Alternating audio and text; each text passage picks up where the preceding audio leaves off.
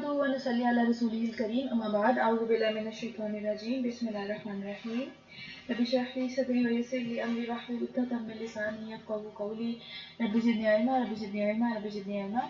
पारा नंबर 19 आज हम स्टार्ट करने लगे हैं सूरह फुरकान का रुकू नंबर 3 स्टार्ट करने लगे हैं। बिल्कुल शुरू से ही इंशाल्लाह इसको पढ़ेंगे। तो चलेंगे स्टार्ट करते हैं। शुरू अल्लाह के नाम से जो बड़ा ही मेहरबान नहायत रहम करने वाला है। पारा नंबर 19 से स्टार्ट करें। और फिर जो लोग हमारे सामने देखिए मक्की सूरत है तो सारा आखिरत से रिलेटेड और इस तरह से जो बेसिक अहकामात हैं, बेसिक सारे के सारे अकीदे हैं, उसके ऊपर यहाँ पे बात हो रही है। फिर जो लोग हमारे सामने पेश होने की उम्मीद नहीं रखते, आखिरत के दिन का यकीन नहीं रखते, वो कहते हैं कि क्यों ना फरिश्ते हमारे पास भेजे जाएं, हमारे सामने असल शक्लों के अंदर फरिश्ते नजर आए हमें, फिर हम बात मानेंगे, जो कि खड़े होकर गवाही दें कि भाई हाँ वाकई यही रसूल है, यही अल्लाह ताला ने जो है वो नबी हमारे पास भेजा है, जिसकी हमने जो है वो पैरवी करनी है। इसकी बात हम तभी मानेंगे जब फरिश्ते हमारे सामने आके खड़े हो जाए ना। या फिर अगर ये नहीं हो सकता तो फिर हम अपने रब को ही देख लें, हमारा रब ही हमारे सामने आके खड़ा हो जाए, हम फिर बात सब मानेंगे, वरना हम नहीं मानेंगे, यानी जिद पे अड़े हुए हैं बुरे तरीके से ना।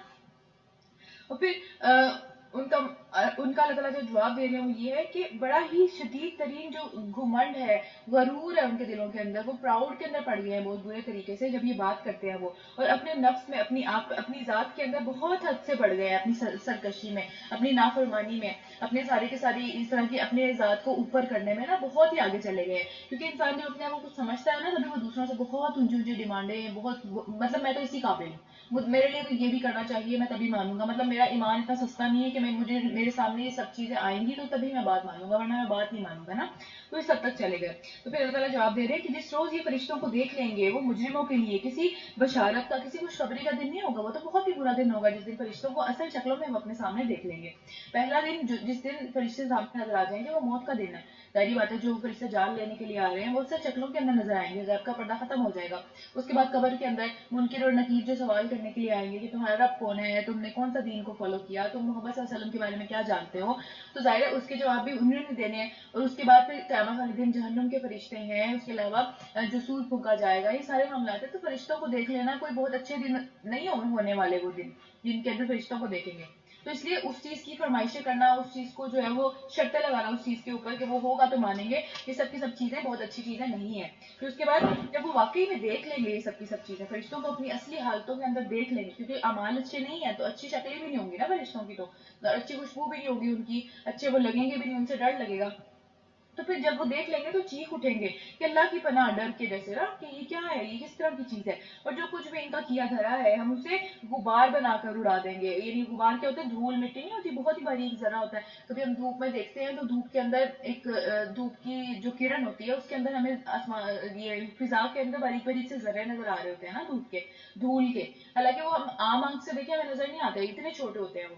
तो अल्लाह ताला उनकी बड़े बड़ी कामों को, बड़े बड़ी जो दुनिया के अंदर वो जो भी करते चले गए अपनी तरफ से बड़ा समझ के, उनको अल्लाह ताला गुबार के दानों जैसा बारीक और छोटा कर देंगे, इतना छोटा हो जाएगा वो ना। तो फिर बस वही लोग अच्छा इसी तरह उनको उड़ा देंगे। इसमें क्या हदीस एक देख लेते हैं कि नबी सल्लल्लाहु अलैहि वसल्लम ने फरमाया कि अपनी उम्मत के उन लोगों को मैं जानता हूँ जो कि पहाड़ों की तरह की बड़ी बड़ी, इतनी बड़ी बड़ी पहाड़ों जितने जो है वो नेकियों को लेके आएंगे, लेकिन अल्लाह के यहाँ अल्लाह ताला उनके जो अमाल है उनको धूल नहीं होती जो गुबार जिसके में यहाँ पे बात पड़ी है, उनके जर्रों के बराबर कर देगा। इस तरह से बिखर जाएंगे, इतने छोटे हो जाएंगे वो पहाड़। तो फिर बेशक वो तुम्हारे ही भाई होंगे, तुम्हारे ही दरमियान में होंगे, वो जाहिर हमारी नस्लों में अंदर से ही होंगे, और वो रातों को कयाम भी किया करेंगे, नेकी में इबादत में अच्छे होंगे वो। लेकिन उनके साथ मसला क्या होगा कि वो तन्हाइयों में वो काम किया करेंगे जो कि अल्लाह ताला ने हराम किया है। वो तन्हाई में लोगों के सामने नहीं करेंगे कभी भी, लेकिन तन्हाई में वो अपने ऊपर काबू ना रख पाने की वजह से वो उस तरह का काम करेंगे जो कि अल्लाह ताला ने मना किया हुआ है। इसमें बहुत सारे काम आ जाते हैं, बहुत सारी चीजें आ जाती है ना कि हम कोई भी बात सोचें जो अल्लाह ताला ने मना की भी, हम लोगों के सामने तो नहीं करते, पीछे जाके करें वो काम, ठीक है। तो उसमें जिना आ जाता है या कोई इस तरह की गलत चीजें देखना, गलत बातें दूसरों के बारे में करना, ये सब चीजें आ जाती है ना उसके अंदर। अच्छा फिर उसके बाद आगे चलते हैं। बस वही लोग जन्नत के मुस्तहिक हैं, उस दिन अच्छी जगह पर ठहरेंगे और फिर दोपहर गुजारने का उम्दा मुकाम पाएंगे। दोपहर गुजारने का मतलब क्या है, यहाँ पे खैलूला की बात हो रही है कि कैलूला इतना इंपॉर्टेंट है, अल्लाह ताला ने कुरान में उसका जिक्र किया। कैलूला किस चीज को कहते हैं? जब दोपहर हो जाती है, जोहर की नमाज पढ़ने के बाद थोड़ी देर के लिए जो है वो सस्ता लेना, थोड़ी देर के लिए लेट जाना, अपनी आप को शट डाउन करके अपने आप को जो है वो एक दफा रीस्टार्ट हो जाते हैं ना। फिर हम ये नहीं है कि आप घंटे घंटे जो है वो कैलूला करें, 10-5-10 मिनट भी हो सकता है, कोई इतना बड़ा मसला नहीं है कि अपने आप को थोड़ा सा रिलैक्स कर लेना। तो इसमें हदीस पर हमें पता चलता है कि नबी सल्लल्लाहु अलैहि वसल्लम ने फरमाया कि कैलूला करो, बेशक शयातीन कैलूला नहीं करते।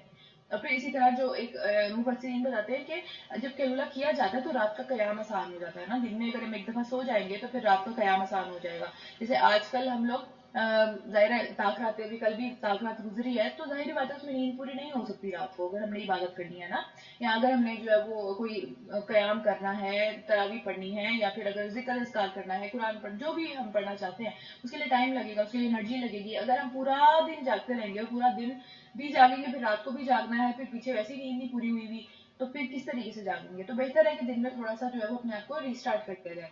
तो फिर वो इतना इंपॉर्टेंट है कि अहले जन्नत भी देखें कि वो भी जो है उनके बारे में भी है कि वो लोग कैलूला करेंगे दोपहर के टाइम पे, हालांकि हर चीज उनको मिल गई होगी, कितनी नई नई मजे मजे की चीजें होंगी, दिल ही नहीं करेगा उनसे निकलने का, लेकिन वो भी एक दफा दरमियान में दिन में कैलूला करेंगे। फिर आसमान को चीरता हुआ एक बादल उस रोज नमूदार होगा और फरिश्ते हर तरफ से उतार दिए जाएंगे। उस रोज हकीकी बादशाही सिर्फ रहमान की होगी। यानी बाकी सारे लोगों के लिए तो बहुत खौफनाक दिन है, जाहिर सी बात सबके लिए खौफनाक है वैसे तो, लेकिन अल्लाह ताला जिसको चाहे अमन दे दे, वो तो अल्लाह की मर्जी है ना। और फिर वो मुनकिरीन के लिए बड़ा ही सख्त दिन होगा, जो इनकार करने वाले हैं, जो कुफार है, उनके लिए बहुत मुश्किल होगा वो दिन। इनको शौक है ना फरिश्तों को देखने का, तो फरिश्ते तो इस दिन उतरने हैं, तो फिर क्या करेंगे? उस दिन के लिए क्या इंतजार कर रहे हैं कि ईमान उस दिन लेके आएंगे? तो उस दिन तो फायदा नहीं होगा ना ईमान का। और फिर जालिम जो सारे के सारे होंगे जो दुनिया में नहीं मान रहे, अपने हाथ जो है वो इतनी शिद्दत से गुस्से की, गम की, या फिर परेशानी की फुल शिद्दत से जैसे हाथ मुंह में दबा लेंगे और कहेंगे कि काश मैंने रसूलुल्लाह सल्लल्लाहु अलैहि वसल्लम का साथ दिया होता। जो मेरे पास अभी तो जाहिर है नबी सल्लल्लाहु अलैहि वसल्लम ही थे ना, लेकिन उनसे पहले भी जितने भी जालिम गुजरे हैं, जब उनके पास अल्लाह का रसूल पहुंचा, पैगाम लेके पहुंचा, पैगाम उन तक पहुंच गया, फिर उन्होंने साथ नहीं दिया, तो वहां पे वो पछताएंगे। क्योंकि हमेशा से ये बातें हमेशा से होती चली आ रही है कि फरिश्ता दिखाओ तब मानेंगे ना। तो फिर काश मैंने रसूल का साथ दिया होता, हाय मेरी कमबख्ती, ये मैंने क्या कर दिया कि काश मैंने फला फला को दोस्त ना बनाया होता। देखिए आज हमें देखना पड़ेगा कि हमारा दोस्त कौन है, क्योंकि नबी सल्लल्लाहु अलैहि वसल्लम ने हमें बताया है ना कि इंसान अपने दोस्त के दीन के ऊपर होता है, और वो उसको दीन से दूर भी ले जाता है। अगर दोस्त का दीन नहीं ठीक, वो किसी और दीन से उसका ताल्लुक है, दोस्त मतलब है बहुत करीबी उससे आपका ताल्लुक हो ना, आप उससे इंप्रेस होते हो, आपकी पर्सनैलिटी के ऊपर उसका असर पड़ता हो, तो अगर हम अच्छे लोगों से दोस्ती नहीं करेंगे, अच्छे लोगों के करीब नहीं रहेंगे, उनकी कंपनी में नहीं रहेंगे, तो हमारी अपनी एक तो ये नुकसान भी है, और अगर हम बुरी कंपनी में रहना शुरू कर देंगे तो हम अपनी जात के अंदर बहुत ज्यादा दूर चले जाएंगे, उन्हीं की तरीकों को फॉलो करने लगेंगे आहिस्ता आहिस्ता। क्योंकि नबी सल्लल्लाहु अलैहि वसल्लम ने हमें ये बात बता दी कि इंसान अपने दोस्त के दीन के ऊपर होता है, तो इसलिए दोस्तों में ये चीज देख लेनी चाहिए पहले ही कि मैं किसके करीब हूँ ज्यादा ना। तो फिर उस वक्त कहेगा कि काश मैंने उस शख्स को दोस्त बनाया होता, उसके बहकाए में आकर, उसकी बातों में आकर मैंने वो नसीहत ना मानी जो कि मेरे पास आई थी। मुझे नमाज पढ़नी थी, उसकी बातों में लग के मैंने नमाज नहीं पढ़ी। मैंने कुरान सीखना था, उसकी बातों में लग के मैंने कुरान नहीं सीखा। बहुत सारी चीजें मैंने ऐसी कर ली जो कि दूसरों से काफी सारे लोग नहीं कर रहे होते, मेरी कंपनी में काफी सारे लोग नहीं कर रहे, तो मैं भी नहीं करूंगी, क्योंकि फिर वरना बाकी सारे मेरे बारे में बातें करेंगे और मुझे कुछ बुरा समझेंगे। ये बात है ना, हम असर लेते हैं ना कंपनी का। तो फिर शैतान इंसान के हक में बड़ा ही बेवफा है, जब भी मुसीबत आती है वो छोड़ के भाग जाता है, वैसे बड़े बड़े बड़े वादे और ये सारे मामला। और फिर रसूल कहेगा, यानी जो भी रसूल होंगे, अब हमारे लिए तो नबी सल्लल्लाहु अलैहि वसल्लम है ना, लेकिन हर उम्मत में रसूल कहेंगे कि ऐ मेरे रब, ये मेरी कौम के वो लोग हैं जिन्होंने कुरान को छोड़ दिया, जो उसका असल मकसद था उसको छोड़ दिया, और इसके उल्टा इसका मजाक उड़ाने लगे, तो इनको जो है मेरा इनसे कोई ताल्लुक नहीं है। यानी हम लोग किस तरह से कुरान को छोड़ते हैं, हम जो सुन्नतों के तरीके हैं, जो नबी सल्लल्लाहु अलैहि वसल्लम के तरीके हैं, उनसे बिल्कुल छोड़ के उनको निकले हुए हैं अपनी अपने अपनी चीजों के अंदर, मॉडर्निज्म के अंदर, या फिर नई नई चीजें ऐड करते चले जा रहे हैं। वो सारे मामला कौन कर रहा है? हम ही कर रहे हैं ना। तो जो नबी होगा, जो रसूल होगा उस उम्मत का, वो तो उसको जिम्मा नहीं लेगा ना वहाँ पे, वो तो बल्कि उल्टा गवाही दे देंगे हमारे खिलाफ, अल्लाह ना करे। तो फिर नबी सल्लल्लाहु अलैहि वसल्लम, हमने तो इसी तरह मुजरिमों को हर नबी का दुश्मन बनाया है। हर पैगाम देने वाला जब पहुंचा तो उसके लिए कुछ ना कुछ दुश्मन थे वहां पे, जो कि उसको तंग करने के लिए थे। एक आजमाइश थी लोगों के लिए भी और उस नबी के लिए भी। लोगों के लिए कैसे, कि जाहिर बात है कि उसकी फॉलोइंग थी, लोगों को गुमराह करने के लिए वो पेश था, और तुम्हारे लिए तुम्हारा रब ही रहनुमाई और मदद को काफी है। मुनकिरीन यानी काफिर कहते हैं कि इस शख्स पर सारा कुरान एक वक्त में क्यों नहीं नाजिल कर दिया गया, دیکھیں یہ ایک بڑا کامن سا بات ہے کہ قرآن کو اتنی عرصے تک جیسے 22 یا 23 سال کے اندر نازل کیا گیا آہستہ آہستہ کر کے، تو کیوں بار بار مطلب ایک ایک دو دو تین تین آیات آ رہی ہیں، کیوں آ رہی ہیں؟ ساتھ ہی اکٹھا کر دیتے ہیں، ہم بھی پورا قرآن ایک دفعہ ہی پڑھ لیں، آہستہ آہستہ کیوں پڑھتے ہیں؟ کیا وجہ ہے اس کی؟ تو پھر ہاں ایسا اس لیے کیا گیا، اس لیے تاکہ تمہیں ہر بات سمجھ میں آ جائے، آہستہ آہستہ چیزیں سمجھ میں آتی ہیں نا۔ ایک انسان ہر وقت ہی اس موڈ میں نہیں ہوتا کہ ساری سمجھ لے، 1 گھنٹہ بھی بہت زیادہ ہو جاتا ہے، ہم 1 گھنٹہ بھی پورے دن کے اندر اس کے لیے نکالیں بہت زیادہ ہو جاتا ہے نا، اس کے آگے پڑھنے کا دل نہیں کرتا، یا انسان کے اور کوئی کام آ جاتے ہیں، ہر روز ایک جیسی روٹین نہیں ہوتی۔ پھر اس کے بعد اسی غرض سے ہم نے اس کو ایک خاص ترتیب کے ساتھ آہستہ آہستہ نازل کیا کہ جب جس چیز کی ضرورت تھی اس وقت وہی آیات آئی نا۔ اور پھر اس کے بعد اس میں ایک مصلحت یہ بھی ہے کہ جب کبھی لوگ تمہارے سامنے کوئی عجیب سی بات، عجیب سا سوال، عجیب سی سچویشن زندگی کے اندر آ جائے، تو پھر اس کا صحیح صحیح جواب تمہیں اس قرآن کے اندر سے مل جائے۔ جیسے نبی صلی اللہ علیہ وسلم کو بھی بار بار ہم جس طرح سورہ کہف کے بارے میں ہم نے پڑھا کہ انہوں نے کوشچنز لے کے آئے تھے، پھر سورہ کہف نازل ہوئی۔ اسی طرح ہم نے بھی پچھلی سورہ نور کے بارے میں پڑھا کہ عائشہ رضی اللہ تعالیٰ عنہ کے اوپر الزام لگ گیا تھا، اس کے اندر جو ہے وہ عائشہ رضی اللہ تعالیٰ عنہ کی جو ہے وہ صفائی اللہ تعالیٰ کی طرف سے پیش کی گئی۔ تو یہ سارے معاملات اسی طریقے سے ہیں۔ اور اس کے بعد جو لوگ قرآن پڑھتے ہیں، جو لوگ ابھی اسپیشلی رمضان کے اندر بھی جو لوگ اس طرح کی کلاسز وغیرہ کوئی لے رہا ہے، تو وہ اس چیز کو سمجھ سکتے ہیں کہ جب ہماری ہر روز ڈفرینٹ سچویشن ہوتی ہے، ہمارے ہر روز سوال کوئی ڈفرینٹ قسم کے دماغوں کے اندر آتے ہیں، یا پھر جو ہے وہ ہمیں کوئی ڈفرینٹ مسئلے روز آ جاتے ہیں، تو اسی کا جواب ہمیں اسی قرآن میں مل جاتا ہے اپنے سوالوں کا۔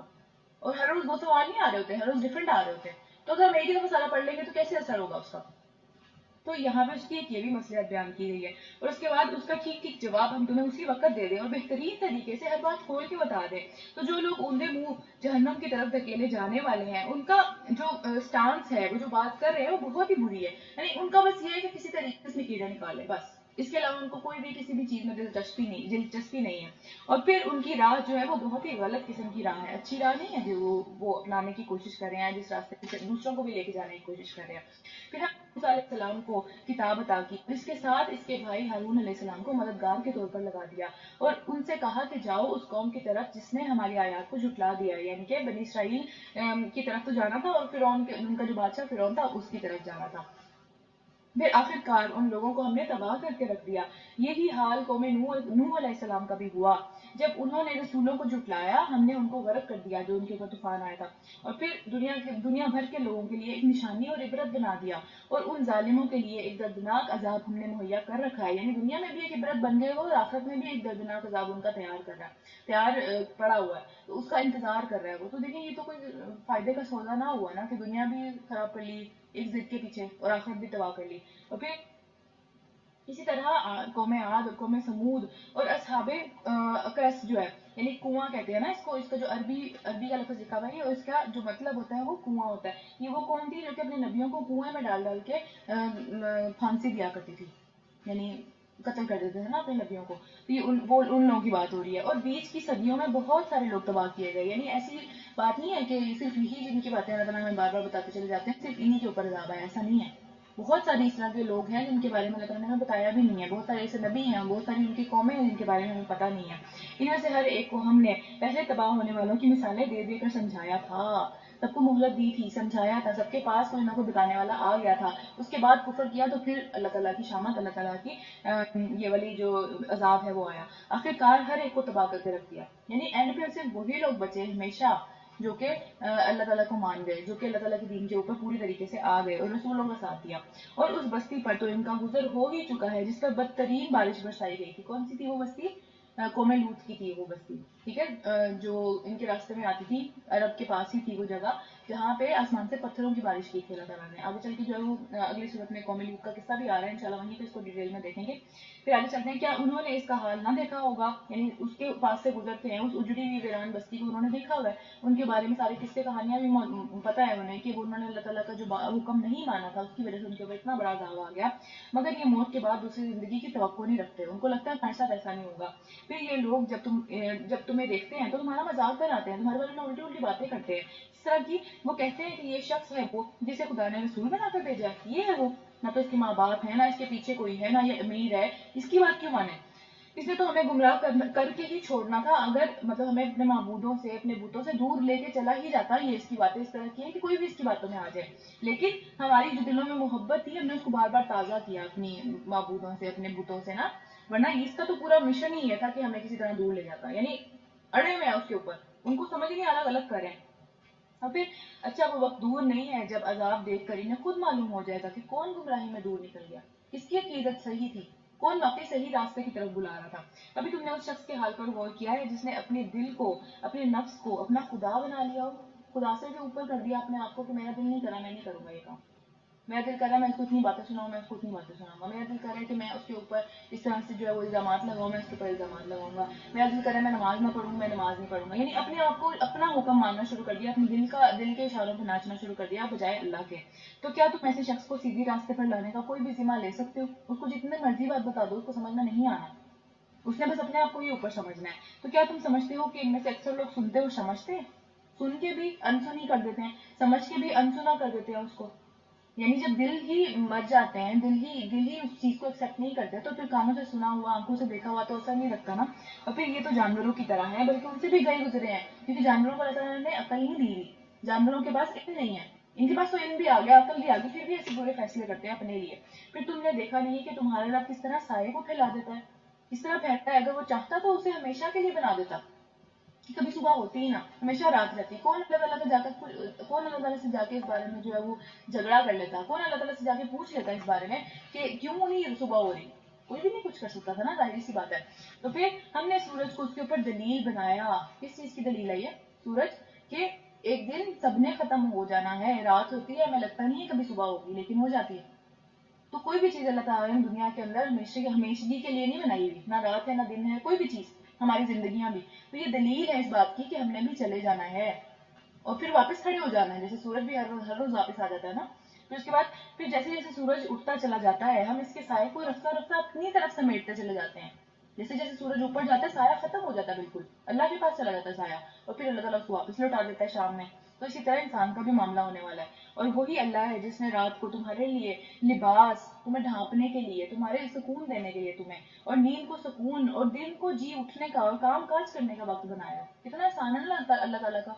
जहाँ रात नहीं होती, दुनिया के कुछ हिस्से हैं ना, जैसे यहाँ पे भी बहुत छोटी हो जाती है, तो हमें टेंशन होती है कि यार 10:30 हो गए अभी तक अंधेरा क्यों नहीं हो रहा, परेशानी लगती है, साइकोलॉजिकली हम थोड़ा सा अजीब सा हमारे लिए होने लगता है। और इसी तरह जब सर्दियों में सारा सारा दिन रात रहती है, रात जैसा मौसम रहता है, हम तबीयत बेजार होने लगती है, डिप्रेशन होने लगता है उसको देख के।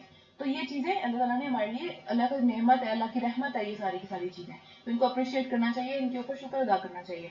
और वही है जो अपनी रहमत के आगे आगे हवाओं को खुशखबरी बनाकर भेजता है। खुशखबरी क्या? उसके पीछे बारिश आ रही है। और फिर आसमान से पाक पानी नाजिल करता है ताकि एक मुर्दा इलाके को, मुर्दा जमीन को इसके जरिए जिंदगी बख्शे, उसके अंदर से कोई जिंदगी वाली निबातात, कोई फल फूल निकले उसके अंदर से। और फिर अपनी मखलूक में से बहुत सारे जानवरों को और इंसानों को उससे पानी पिलाए। और इस करिश्मे को हम बार बार इनके सामने लेके आते हैं। कुरान में भी बार बार हमने इस चीज का जिक्र पढ़ा है ना कि अल्लाह की निशानी है ये, ताकि वो सब सबक हासिल कर सके। मगर अक्सर लोग कुफर और नाशुक्री के अलावा कुछ भी नहीं करते, उनको और किसी चीज का होश ही नहीं होता। वो बारिश अगर उनके ऊपर आती है, अल्लाह ताला उनको नवाजते चले जाते हैं, तो बस वो यही समझते हैं कि हम तो थे ही इसी काबिल, अल्लाह का कोई शुक्र नहीं। और फिर हम चाहते हैं तो एक एक बस्ती में एक एक जगह खबरदार करने वाला उठाकर खड़ा कर देते। हर जगह पे अल्लाह ताला के लिए बहुत आसान था नबी भेजना। आखिरी नबी चले गए इस दुनिया से, 1450 साल अब हो चुके हैं, जाहिर सी बात है। तो अब कोई नबी नहीं आ रहा, लेकिन अल्लाह ताला चाहते तो ऐसा हो सकता था, लेकिन अल्लाह ताला की एक मसलहत है, एक पूरा सिस्टम है इस कायनात का ना। तो हमें ये कभी नहीं सोचना चाहिए कि अल्लाह ताला के पास इस तरह की वसाइल नहीं है, नाउजुबिल्लाह कि अल्लाह ताला ऐसा कर नहीं सकते। तो बस ए नबी सल्लल्लाहु अलैहि वसल्लम, काफिरों की बात हरगिज ना मानो और इस कुरान को लेकर इनके साथ जबरदस्त किस्म का जिहाद करो। देखिए कुरान के साथ पहली बात तो ये कि मक्की दौर के अंदर जो लड़ाई थी, किताल था, उसकी इजाजत नहीं थी, वहां पे सिर्फ सब्र करना था। तो कुरान से जिहाद का क्या मतलब है कि इल्मी तौर पे, अकली तौर पे, अच्छी दलीलें देके, अच्छे अंदाज में बात करके इस तरीके से उनके साथ जिहाद करना है, इस तरीके से उनके साथ जिद्दोजहद करनी है। ठीक है, तो आज भी मतलब जाहिर बात है कि उस तरीके से तो जिहाद हम नहीं ना, हमें नजर आता कि क्या है, कोई इस तरह का किताल वाला मामला तो नहीं नजर आता। लेकिन इल्म में तो हम पक्के पक्के हो ना, हम अकल में तो पक्के हो, हम दलीलों में तो पक्के हो, कम अज कम हम वो भी नहीं है, क्योंकि हमें वो भी नहीं आती, हमने उसको भी दोनों तरफ से छोड़ दिया। फिर उसके बाद, और वही है जिसने दो समुद्रों को मिला रखा है, एक निहायत ही मीठा और अच्छा, पीने में मतलब अच्छा लगता है वो, और दूसरा बहुत ही कड़वा है। ठीक है, तो दुनिया में इस तरह के मकामात भी है, और आमतौर पर जहाँ पे एक बहुत बड़ा दरिया جو کہ بہت بڑی پارٹ والا دریا ہوتا ہے، بہت بڑا اس کا وہ ہوتا ہے، گزرنے کی جگہ ہوتی ہے، وہ جب سمندر میں گرتا ہے تو وہ نیچے جب جس پانی میں وہ گرتا ہے، ظاہر ہے وہ تو کڑوا ہے، سمندر کا پانی تو پیا نہیں جا سکتا، لیکن دریاؤں کا پانی عام طور پہ میٹھا ہوتا ہے. تو جب اس پہ گرتا ہے، آپس میں وہ ملتے ہیں، تو وہاں پہ ایک گول سا سرکل سا بن جاتا ہے نا، کہ جہاں پہ ایک میٹھا پانی ہے اور سائڈ پہ کڑوا پانی ہے، لیکن اس کا پانی وہاں سے پیا جا سکتا ہے لیکن دوسرا پانی نہیں پیا جا سکتا. تو یہ اللہ تعالیٰ کا معجزہ ہے. اور دونوں کے درمیان میں ایک پردہ حائل ہے، آپس میں ملتے نہیں ہیں وہ اس جگہ پہ. اور پھر ایک رکاوٹ ہے جو انہیں آپس میں ملنے سے روکے ہوئے ہے، اور وہی ہے جس نے پانی سے ایک بشر پیدا کیا، پھر اس سے دو خاندان نکالے، ایک اس کا اپنا خاندان اور ایک سسرالی خاندان. دونوں اس کے اپنے ہیں. ٹھیک ہے، تو دونوں کا لحاظ، دونوں کا احترام، دونوں کو رشتوں کا جو لحاظ ہے وہ کرنا چاہیے. پھر اس کے بعد دو الگ الگ سلسلے چلائے، یعنی وہاں سے بھی رشتہ داریاں ہیں، وہاں سے بھی رشتہ داریاں ہیں نا. اور پھر اس کے بعد تیرا رب بہت ہی قدرت والا ہے. اور پھر ایک خدا کو چھوڑ کر، اس خدا کو چھوڑ کر جو لوگ دوسری چیزوں کو پوج رہے ہیں، وہ نہ انہیں کوئی فائدہ پہنچا سکتے ہیں نہ نقصان. اور اوپر سے مزید یہ کہ کافر اپنے رب کے مقابلے میں ہر ایسے انسان، ہر ایسی مخلوق کے ساتھ مددگار بنے ہوئے ہیں جو کہ بہت آگے چلی گئی ہے. وہ اپنی اس ضد کے اندر ہر اس چیز کو جو ہے وہ فالو کر رہے ہیں، ہر اس چیز کو جو ہے وہ سپورٹ کر رہے ہیں جو اللہ کے خلاف اور مدد دے رہے ہیں نا، دور دور جانے میں، سرکشی کرنے میں، بغاوت کرنے میں. تو اے نبی صلی اللہ علیہ وآلہ وسلم، تم کو تو ہم نے ایک خوشخبری دینے والا اور خبردار کرنے والا بنا کے بھیجا ہے، اس کے علاوہ تو کچھ کرنا نہیں ہے. تو پھر ان سے کہہ دو کہ میں تم پر اس کام کے لیے کوئی پیسے نہیں مانگتا، کوئی میں تم سے جو ہے وہ اس کا تنخواہ نہیں لیتا یہ کام کرنے کی. میری اجرت بس میرے رب کے ہاں ہے، اور وہ جسے چاہے اپنا رب اور جس کا جی چاہے وہ اپنے رب کا راستہ اختیار کر لے. میرا کام صرف بتانا ہے، اس کے بعد جس نے ماننا ہے، جس نے اپنے آپ کو ٹھیک کرنا ہے، وہ اس کا مسئلہ ہے. تو پھر اے نبی صلی اللہ علیہ وسلم، اس خدا پر بھروسہ رکھو جو زندہ ہے اور کبھی مرنے والا نہیں ہے، اور پھر اس کی حمد کے ساتھ اس کی تسبیح بیان کرو. اپنے رب، اپنے بندوں کے گناہوں سے بس اسی کا باخبر ہونا کافی ہے. دنیا میں اعلان نہیں کرنے چاہیے لوگوں کے گناہوں کے. ٹھیک ہے، تو اس کے علاوہ لوگوں کے گناہوں پہ پریشان بھی نہیں ہونا چاہیے، اتنا بھی نہیں پریشان ہونا چاہیے کہ اپنی صحت اور خود آپ جو ہے وہ ڈپریشن میں چلے جائیں اور خود جو ہے وہ برا حال ہو جائے. اتنا بھی نہیں ہونا چاہیے. اللہ تعالیٰ کا باخبر ہونا کافی ہے، اور اللہ تعالیٰ کا ہماری دعاؤں سے، ہماری کوششوں سے بھی باخبر ہونا کافی ہے. تو اللہ تعالیٰ انصاف کرنے کے لیے بھی کافی ہے. اور پھر وہ ہے جس نے 6 دنوں کے اندر زمین اور آسمان کو اور اس کی ساری چیزوں کو بنا دیا، اور جو آسمان اور زمین کے درمیان ہے وہ سب چیزیں. پھر آپ ہی وہ عرش کے اوپر چلے گئے، مطلب اللہ تعالیٰ جو ہے وہ عرش کے اوپر جلوہ فرما ہو گئے. رحمان ہے اس کا نام، اس کی شان بس کسی جاننے والے، علم والے سے ہی پوچھو، کیونکہ ان والوں کو ہی پتا نا تو کہ اللہ کیا ہے. ہم نے جب قرآن پڑھنا شروع کیا تھا ہمیں پتہ ہی نہیں تھا اللہ تعالیٰ کون ہے، اللہ تعالیٰ کا کیا حق ہے. اب ہم نے تھوڑا تھوڑا علم حاصل کرنا شروع کیا تو ہمیں تھوڑا سا اندازہ ہوا، ہمیں تھوڑا سا تقویٰ آیا ہمارے دل کے اندر، ہم تھوڑا ڈرنے لگے، تھوڑی امید بڑھی، تھوڑا خوف بڑھا. تو علم جو ہے وہ ان سب چیزوں سے جڑا ہوا ہے نا. اور پھر ان لوگوں سے جب کہا جاتا ہے کہ اس رحمان کو سجدہ کرو تو وہ کہتے ہیں رحمان کیا ہوتا ہے، کون ہے وہ، کس ہستی کی بات کر رہے ہو. تو کیا بس جسے تو کہہ دے گا ہم اسے سجدہ کرتے پھرے، ہم نہیں جھکیں گے تمہارے کہنے کے اوپر سے. نبی صلی اللہ علیہ وسلم کو ایسی باتیں کہتے تھے نا. اور پھر یہ دعوت ان کی نفرت میں الٹا اضافہ ہی کرتی چلی جاتی ہے. تو ایک ہی چیز کو ہر انسان ڈفرنٹ طریقے سے لیتا ہے، ایک ہی بات کو ہر انسان ڈفرنٹ طریقے سے لیتا ہے. یہاں پہ کیا وہ سجدہ آ رہا ہے تلاوت کا، تو ان شاء اللہ تعالیٰ اینڈ پہ کریں گے. آگے چلتے ہیں، رکو نمبر 6 آ گیا. بڑا ہی متبرک، بڑا ہی مبارک ہے وہ جس نے آسمان میں ستارے بنائے. اور اس مطلب اب یہاں پہ ستاروں اور چاند کا بار بار اللہ تعالیٰ کیوں ذکر کرتے ہیں، کیونکہ آج بھی دنیا کے اندر ایسی قومیں ہیں جو کہ ستارہ پرست ہیں، جو کہ چاند کی عبادت کرتی ہیں، سورج کی عبادت کرتی ہیں. تو اللہ تعالیٰ بہت واضح قرآن میں بار بار بتاتے چلے جاتے ہیں کہ یہ سب چیزیں میں نے بنائی ہیں، میری مخلوق کی طرح ہیں یہ ساری کی ساری چیزیں. تو پھر وہی ہے جس نے آسمان میں ستارے بنائے، اور اس میں سے ایک چراغ اور بھی بنایا جو کہ چمکتا ہے، کیا، چاند. پھر وہی ہے جس نے رات اور دن کو ایک دوسرے کے بعد وہ لے کے آتا ہے، اور ہر اس شخص کے لیے جو سبق لینا چاہتا ہو یا شکر گزار بننا چاہتا ہو، اس میں ان سب چیزوں کے اندر ایک نشانی ہے. سوچنا چاہیے، غور و فکر کرنا چاہیے. پھر رحمان کے اصل بندے تو وہ ہیں جو زمین پر اکڑ اکڑ کے نہیں چلتے، نرم چال چلتے ہیں، اچھی چال چلتے ہیں. ان کا رویہ دوسروں کے ساتھ نرم ہوتا ہے، اکڑے ہوئے نہیں ہوتے. وہ اپنے آپ میں بہت اپنے آپ کو کچھ سمجھنے والے نہیں ہوتے، وہ جھکے ہوئے ہوتے ہیں، نرم عاجزی اختیار کرتے ہیں. اور پھر وہ جاہل جب ان کے منہ لگتے ہیں کہ کوئی عجیب و غریب بات میں، یا پھر کوئی لڑائی کے چکر میں، یا پھر کوئی الزامات کے چکر میں، کسی بھی چکر میں جب جاہل ان کے منہ آ کے لگتے ہیں، تو پھر وہ کہہ دیتے ہیں کہ تم پر سلام ہو، سلامتی ہے تم پر، میری طرف سے تم میں امن میں آ گئے. تم سلامتی کا یہ مطلب ہوتا ہے نا کہ آپ امن میں آ جاتے ہو، تو میری طرف سے تمہیں کوئی خطرہ نہیں ہے، تو میں نہ کچھ کہوں گا، نہ میں تم سے کوئی بات کروں گا اس بارے میں، میرا کوئی مسئلہ ہی نہیں ہے یہ. ٹھیک ہے، تو وہ سلامتی کا پیغام دیتے ہوئے ان کو بھی چلے جاتے ہیں، اپنے اوپر بھی ان کی سلامتی ہوتی ہے، ان کو کوئی مسئلہ نہیں ہوتا ایسی فضول باتوں سے، وہ ان کا جواب نہیں دیتے، اچھے شریف بندوں کی طرح وہاں سے گزر جاتے ہیں. اور پھر جو اپنے رب کے حضور سجدے اور قیام میں راتیں گزارتے ہیں اور جو یہ دعائیں کرتے رہتے ہیں، یہ آگے ایک بہت خوبصورت سی پیاری سی قرآن کی دعا آ رہی ہے، اے ہمارے رب جہنم کے عذاب سے ہم کو بچا لے، اور اس عذاب کا تو جان، وہ تو عذاب اس طرح کا ہے کہ جان کو آ جائے گا، جان نہ مر سکیں گے نہ زندہ رہ سکیں گے، اتنا برا عذاب ہے وہ تو، اور وہ بہت ہی بری ٹھہرنے کی جگہ اور مقام ہے، اس سے تو ہمیں بچا لے۔ یہ دعا میں انشاءاللہ تعالیٰ ضرور بھیجوں گی آج، پچھلی بھی دعائیں تھوڑی سی رہ گئی ہیں وہ بھی بھیجوں گی۔ اور جو خرچ کرتے ہیں تو نہ ہی فضول خرچی کرتے ہیں نہ ہی بخل سے کام لیتے ہیں، درمیان میں رہ کے خرچ کرتے ہیں، جہاں ان کو لگتا ہے ضرورت ہے وہاں پہ ضرورت کے مطابق خرچ کرتے ہیں، دوسروں کو دکھانے کے لیے یا اس طرح کے معاملات میں خرچ نہیں کرتے، بلکہ ان کا خرچ دونوں انتہاؤں کے درمیان میں درمیانی چیز کے اوپر قائم ہوتا ہے۔ ایک عقل مانتی ہے، ایک عقل والا انسان مانتا ہے کہ ٹھیک ہے اتنی ضرورت تھی، اس سے زیادہ نہیں تھی، اور پھر جو اللہ کے سوا کسی اور کو معبود نہیں پکارتے، اللہ کی حرام کی ہوئی کسی جان کو ناحق قتل نہیں کرتے اپنی طرف سے اپنے غصے میں آ کے، اور نہ ہی زنا کے مرتکب ہوتے ہیں، یہ سارے وہ لوگ ہیں نا۔ اور پھر یہ کام جو کوئی کرے وہ اپنے گناہ کا بدلہ پا کر رہے گا، یعنی زنا اور یہ سارے جو گناہ کے کام ہیں اب کوئی کرے تو پھر یہ نہیں کہہ سکتا کہ بھئی میں نے تو دنیا میں کسی کو پتہ نہیں چلا، کسی اور کو الزام لگا دیا، جو بھی معاملہ ہم دیکھتے ہیں نا دنیا میں ہوتا ہے، تو پھر وہ اپنے گناہ کا بدلہ پا کر رہے گا، قیامت کے روز اس کو شدید ترین عذاب دیا جائے گا، اور اسی میں وہ ہمیشہ ہمیشہ ذلت کے ساتھ پڑا رہے گا، کوئی عزت نہیں ملنے والی۔ ہم عزت کی خاطر کرتے ہیں نا، دوسروں پر الزام لگا دیا، چھپا لیا، یا کچھ بھی جھوٹ بول دیا جس طرح بھی طرح، تو وہاں پہ جا کے کیا کریں گے؟ ہر انسان وہ اس ذلت کا مطلب شکلوں کے اوپر وہ مہریں لگی ہوئی ہوں گی، جو ہے وہ کالک ہوگی شکلوں کے اوپر، تو اس کا کیا کریں گے پھر وہاں پہ؟ یہ بھی تو سوچنے والی بات ہے نا۔ اس کے بعد سوائے اس کے کہ کوئی ان گناہوں کے بعد توبہ کر چکا ہو، تو پھر توبہ کرنے والا ویسے ہی ہو جاتا ہے جیسا کہ اس نے کوئی گناہ کیا ہی نہیں، وہ اس کے نامہ ایمان سے اللہ تعالیٰ کی اتنی رحمت ہے کہ وہ مٹا دیتے ہیں اس چیز کو، اور پھر ایمان لا کر عمل صالح کرنے لگے، توبہ کرنے کے بعد پلٹنا ہے، توبہ کرنے کے بعد واپس اصل اس اچھے اعمال کی طرف آنا ہے، یہ نہیں کہ ان غلط اعمال میں پڑھ کے بس توبہ کر لی، اپنی طرف سے توبہ کی ہے اور اس کے بعد جو کوئی نیک عمل بھی نہیں، بس کوئی اس طرح کا معاملہ ہی نہیں، تو پھر نیک عمل کرنے لگا تو ایسے لوگوں کی برائیوں کو اللہ بھلائیوں سے بدل دے گا۔ دیکھیں ایک تو یہ رحمت کا ایک وہ ہے کہ اس برائی کو مٹا دیا کہ جیسے کی ہی نہیں، لیکن ایک درجہ یہ ہے رحمت کا کہ اللہ تعالیٰ نے ان برائیوں کو اچھائیوں سے بدل دیا، نیکیوں سے بدل دیا، کیونکہ وہ ان کی جگہ پہ اچھے کام کرنے لگا نا، تو پھر وہ بہت ہی غفور الرحیم ہے۔ جو شخص توبہ کر کے نیک عملی اختیار کرتا ہے، اچھے کام کرنے لگتا ہے، تو وہ اللہ کی طرف پلٹ آتا ہے جیسا کہ پلٹنے کا حق ہے، یعنی اوپر اوپر سے نہیں، صحیح اچھے دل سے پوری سچی نیت سے وہ کوشش کرے، وہ اللہ سے مدد مانگے، وہ ہر چیز وہ چھوڑ دے جو کہ اللہ تعالیٰ نے منع کی دی ہے،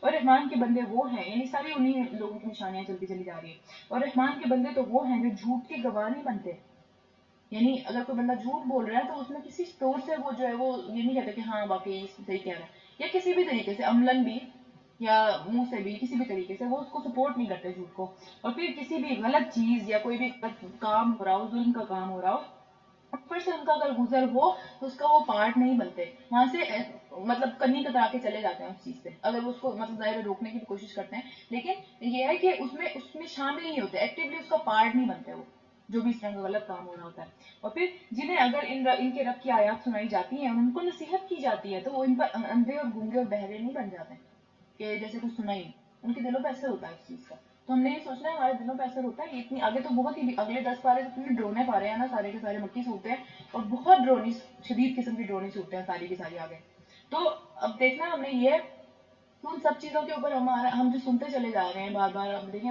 20 پارے ہمارے ہونے والے ہیں، تو اس سے کیا ہمارے دلوں پہ اثر ہو رہا ہے ان سب واقعی سب چیزوں کا، تو اللہ تعالیٰ کرے کہ ہو رہا ہو، اور یہ قطرہ قطرہ قطرہ ٹپکتا ٹپکتا جو ہے وہ ایک راستہ بن جائے ہمارے دلوں کے اندر ہی نا، اور پھر گونگے اور بہرے نہیں بن جاتے، اندھے بھی نہیں بن جاتے، اور جو دعائیں مانگا کرتے ہیں تو بہت ہی پیاری دعائیں قرآن کی ہے، تو میرے خیال ہم سب کو یاد ہونی چاہیے، یہ اپنے اولاد کے لیے اور اپنے زوج کے لیے، یعنی بیویوں کے لیے شوہر کے لیے اور شوہروں کے لیے بیویوں کے لیے یہ دعا ہے نا کہ ربنا هب لنا من ازواجنا وذریاتنا قرۃ اعین واجعلنا للمتقین اماما، کہ اے ہمارے رب ہمیں اپنی زوج میں، یعنی جو میرے شوہر ہے، ظاہر ہے یہاں پہ میرے خیال ساری لڑکیاں ہیں، اگر لڑکا بھی ہے کوئی تو پھر اس کے لیے اس کی زوج کے اندر یعنی اس کی بیوی کے اندر آنکھوں کی ٹھنڈک عطا فرما، کہ میری آنکھیں ٹھنڈی ہو جائیں جب میں اس کو دیکھوں، جب وہ میری زندگی میں آئے میری آنکھوں سے خوشی کے آنسو بہیں اس کو دیکھ کے، اس کے حرکتوں کو دیکھ کے، اس کے اعمال کو دیکھ کے، اور کس کس کے؟ اپنی زوج سے اور اپنی اولاد سے، مجھے وہ خوشی ملے کہ میری آنکھیں ٹھنڈی ہو جائیں، میری ہر وقت آنکھوں کے اندر سے جو ہے وہ خوشی کے اور شکر کے جذبات جو ہے وہ نکلتے رہیں، وہ خوشی مجھے عطا کر اپنی زوج سے اور اپنے اولاد سے، کیونکہ یہ ساری پریشانیاں نا ہمیں انہی سے پریشانیاں آتی ہیں، انہی سے جو پریشانیاں آتی ہیں وہی ہمیں بھلاتی چلی جاتی ہیں، اور پھر ہم کو پرہیزگاروں کا امام بنا، امام کا مطلب ہے کہ جس کے پیچھے آتے ہیں سارے کے سارے، جس کو فالو کرتے ہیں سارے کے سارے، جب ہم اپنی اولاد کی اچھی تربیت کریں گے تو وہ اپنی اولاد کی اچھی تربیت کریں گے، وہ اپنی اولاد کی کریں گے تو کون امام بن جائے گا؟ ہم، हमारे पीछे आ जाएंगे सारे के सारे, हमें हमारे तरीकों को फॉलो करने वाले आ जाएंगे ना। अल्लाह ताला हम सबके लिए ये दुआ को कबूल करे, और हम सबको ये स्पेशली ये दुआ याद करने वाली है, और इसको बहुत ज़्यादा पढ़ना चाहिए, मांगना चाहिए। आगे चलते हैं। ये है वो लोग जो कि अपने सब्र का फल मतलब बहुत अच्छी सूरत में पाएंगे, दुनिया में भी और आखिरत में भी इंशाअल्लाह ताला। तो देखिए, ये नहीं अल्लाह ताला ने कहा कि मुसीबत नहीं आएगी, सब्र तो मुसीबतों पे ही होता है ना।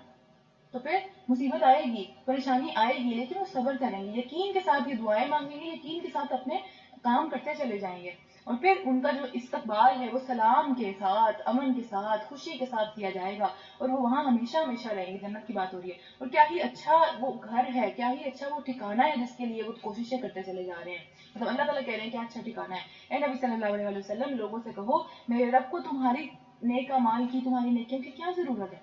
अगर तुम नहीं भी करोगे, अगर तुम उसको नहीं भी पुकारोगे, उससे दुआएं नहीं भी मांगोगे, देखिए अल्लाह ताला ने हमें बहुत प्यारी दुआ सिखाई है, और उसके बाद बिल्कुल पीछे भी सिखाई है, और उसके बाद अल्लाह ताला कह रहे हैं कि अगर तुम नहीं भी पुकारोगे तो अल्लाह को उसकी जरूरत नहीं है उस पुकार की, तुम्हें खुद है। हमें खुद अपने औलाद से, अपने जौज से जो है वो खुशी चाहिए, क्योंकि वो हमारी जरूरत है। अल्लाह ताला को तो उसका क्या, अल्लाह ताला को तो नहीं चाहिए ना वो। तो अल्लाह ताला ने खुद ही हमें, कितनी रहमत है अल्लाह ताला की, कि खुद ही हमें दुआ सिखा दी और खुद ही हमें बता दिया कि ये तुम्हारी ही जरूरत है। हालांकि हमें खुद भी नहीं पता था कि हमें इतनी प्यारी इस वाली दुआ की जरूरत है, लेकिन आज अल्लाह ताला ने हमें बता दिया, तो हमें इसको जो है वो एक्सेप्ट करना चाहिए, इसके बाद इसके जरिए से दुआ मांगनी चाहिए। और फिर अब कि तुमने झुटला दिया है, करीब वो सजा पाओगे कि जान छुड़ाना मुमकिन नहीं रहेगी अगर तुमने नहीं माना तो फिर अगली सूरत में चलते हैं, सूरह शुअरा। मक्की सूरत है ये भी, इसको भी थोड़ी तेजी से गुजरेंगे, इसमें भी सारी वही बातें थोड़ी बहुत रिपीट होगी। तो शुरू करते हैं अल्लाह के नाम से, बहुत ही मेहरबान निहायत रहम करने वाला है।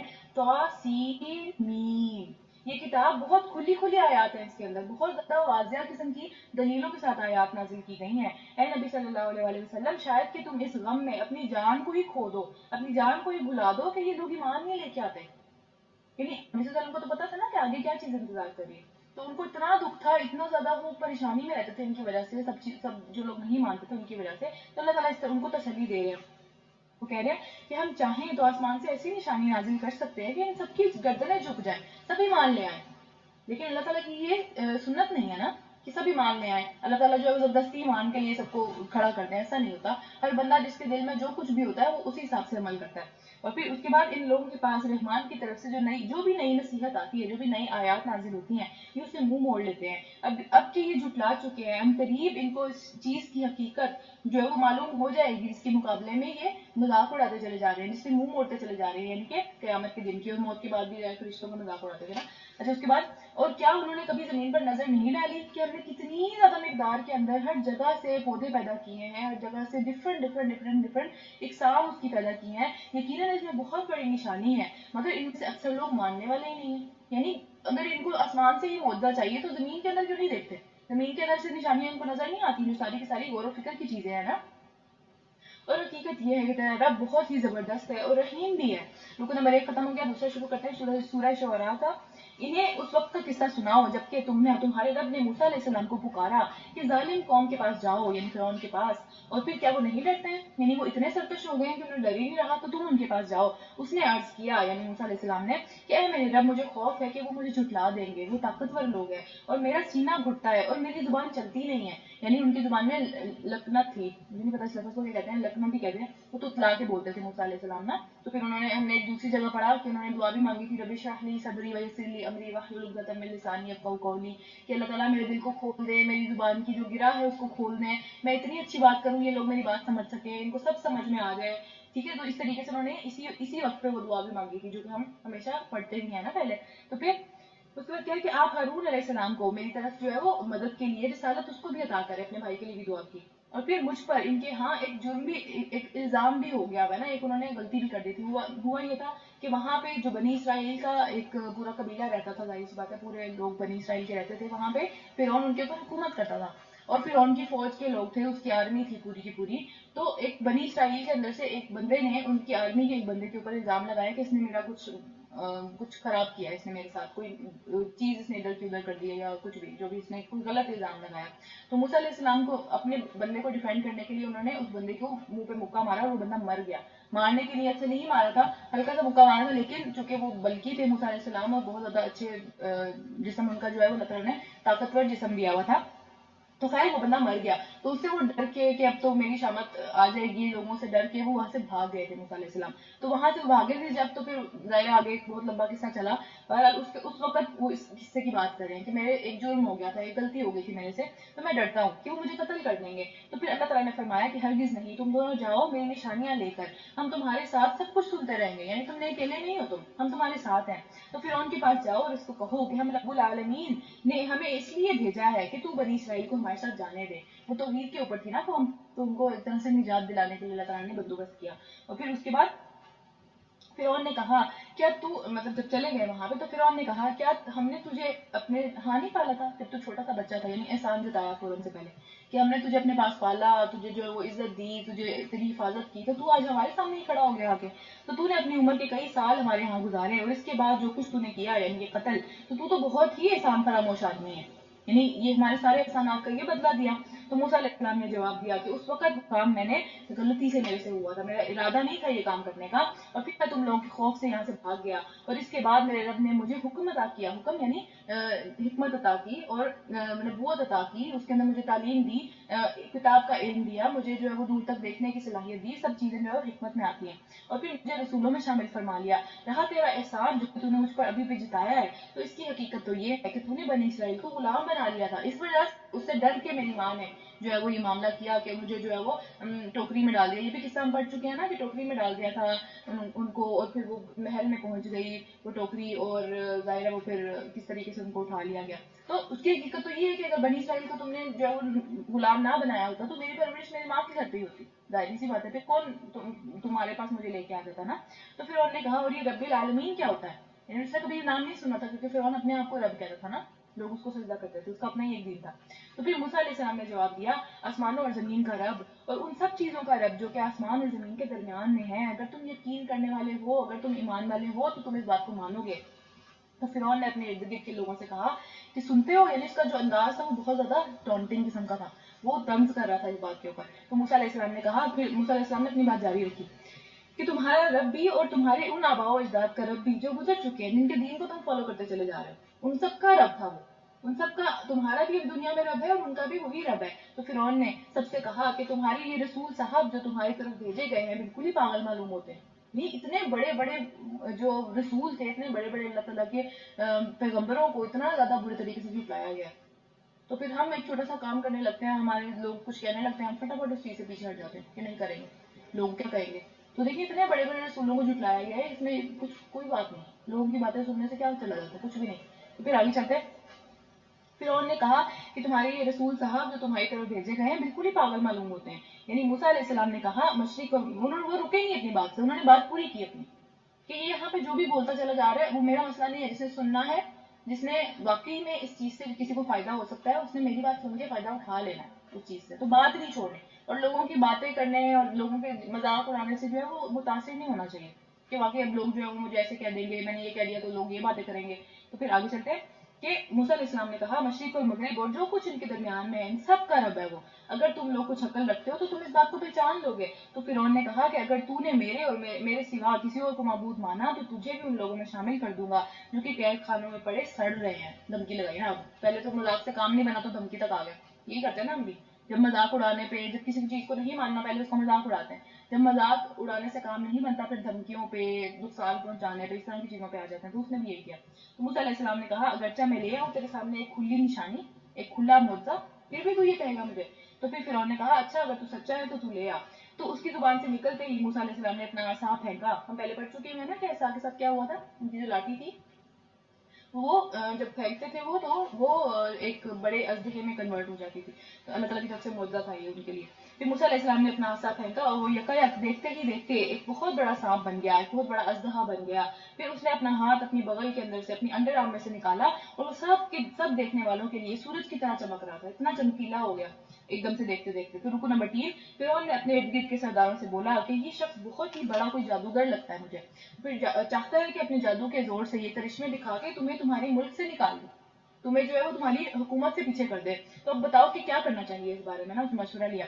پھر انہوں نے کہا کہ اسے اور اس کے بھائی کو روک لے اور شہروں کے اندر سارے ارد گرد جو لوگ ہیں ان کو اپنے فوجی بھیجے ارد گرد لوگوں کو بتانے کے لیے، تاکہ ہر سیانے جادوگر کو آپ کے پاس لے آئے۔ چنانچہ روز مقررہ وقت کے اوپر جادوگر اکٹھے کر لیے گئے اور لوگوں سے کہا گیا، یعنی اس نے جو فوجی بھیجے تھے نا، وہ صرف لوگوں کو، جادوگروں کو بلانے کے لیے نہیں بھیجے تھے، لوگوں کو بھی اکسانے کے لیے بھیجے تھے، کیونکہ باہر تک بات پہنچ گئی تھی کہ کوئی نبی آ چکا ہے اور اب جو ہے وہ اس نے یہ دعویٰ کیا، اس کے بعد یہ معجزے ہیں، تو اس کو ڈر لگ گیا کہ بھائی لوگ جو ہے وہ اس کی فالوئنگ نہ کرنے لگے، تو اس کو پورا یقین تھا کہ جادوگر جو ہے وہ جیت جائیں گے، تو اس نے کہا، لوگوں کو بھیجا کہ اکسانے کے لیے نا، ان کو اس چیز کے اوپر لے کے آنے کے لیے کہ چلو چلو مقابلہ دیکھنے کے لیے چلو، کیونکہ جادوگروں کا دین ہی ٹھیک ہے، یعنی جو دین جس کے اوپر ہم ہیں، یعنی فرعون کو خدا ماننا، وہی دین ٹھیک ہے، وہ ثابت ہونے والا ہے، آج دیکھنا چاہیے ہمیں جا کے نا۔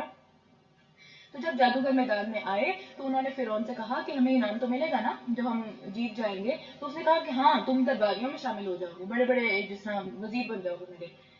تو موسیٰ علیہ السلام نے کہا، پھینکو جو کچھ تمہیں پھینکنا ہے۔ انہوں نے فوراً سے اپنی رسیاں اور لاٹھیاں پھینک دیں اور بولے، فرعون کی رحمت سے، فرعون کے جو جل و جلال سے، یعنی وہ ظاہر ہے اس کو رب مانتے تھے نا، تو ہم ہی غالب رہیں گے۔ انہوں نے فرعون کا نام لیا، جیسے ہم تو بسم اللہ پڑھتے ہیں نا، اللہ کا نام لیتے ہیں، تو پھر موسیٰ علیہ السلام نے اپنا عصا پھینکا تو یکا یک وہ ان سارے جھوٹے کرشموں کو ہڑپ کرتا چلا گیا۔ اس کے اوپر سارے جادوگروں کو پتہ چل گیا کہ یہ جادو نہیں ہے۔ لیکن ایک ہیرے کی پہچان نا جوہری کو ہی ہوتی ہے، اس کے علاوہ باقی ہم سب اس کو جو ہے وہ کوئی پتھر سمجھ رہے ہوتا ہے ویسے ہی، کیونکہ ہمیں اس کی پہچان نہیں ہے۔